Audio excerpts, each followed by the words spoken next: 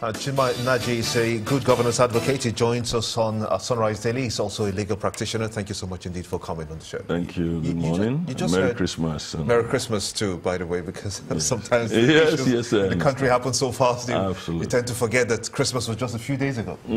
But it's really hard to say when you hear the NNPC GMD speak, and then you hear the independent marketers also speak.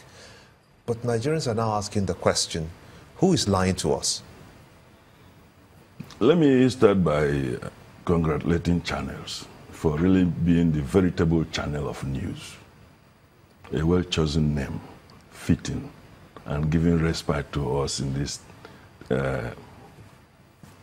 ominous time. Thank you. Just put it that way. If only the blacksmith should go and learn how to mold metal gongs. You know what they call metal gongs? They use it in playing for masquerades and so on. If he doesn't know how to mold metal gongs, he should go and look at the tail of a kite. Nature has provided a model. What am I saying? It is good management that has kept channels. It may have its own drawbacks, but it was able to rise beyond and has been shining. This is where Nigeria ought to have remained, in the Committee of Nations, at least in Africa.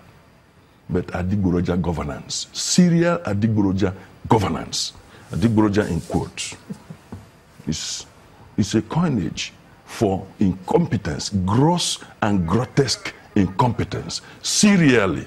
What is Adigboroja? Adigboroja, that's what I'm telling you. Serious, gross, and grotesque incompetence. Serially. Because governance in Nigeria has always been in an Adigboroja manner. That's why we are flip-flopping. One step forward, you cheer on a Monday.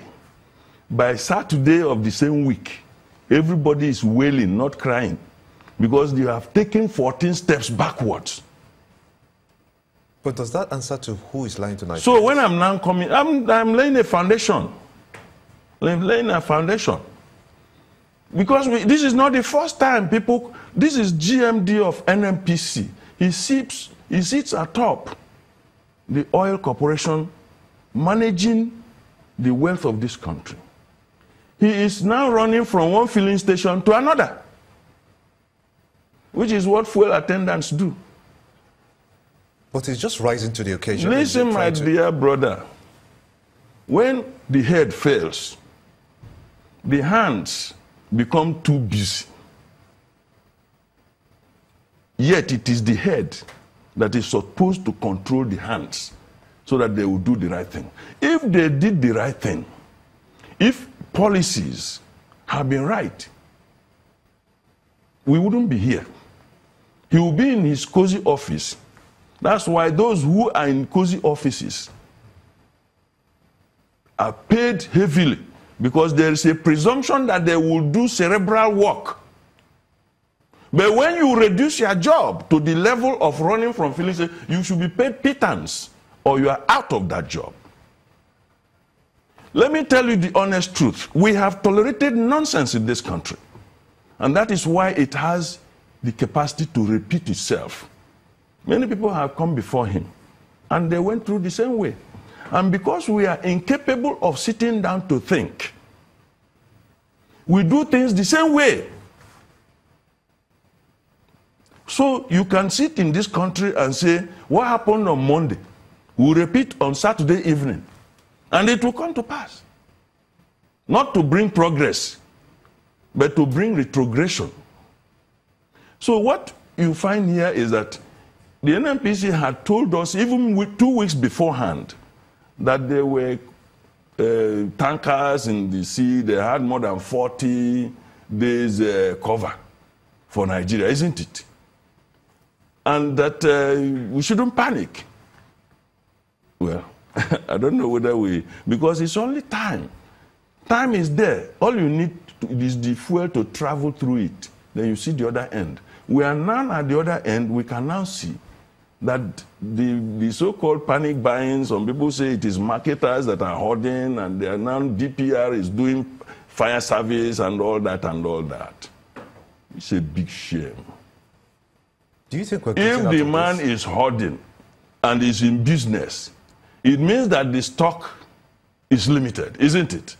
It's a demand and supply situation. So the best way to deal with fire is to remove oxygen from it.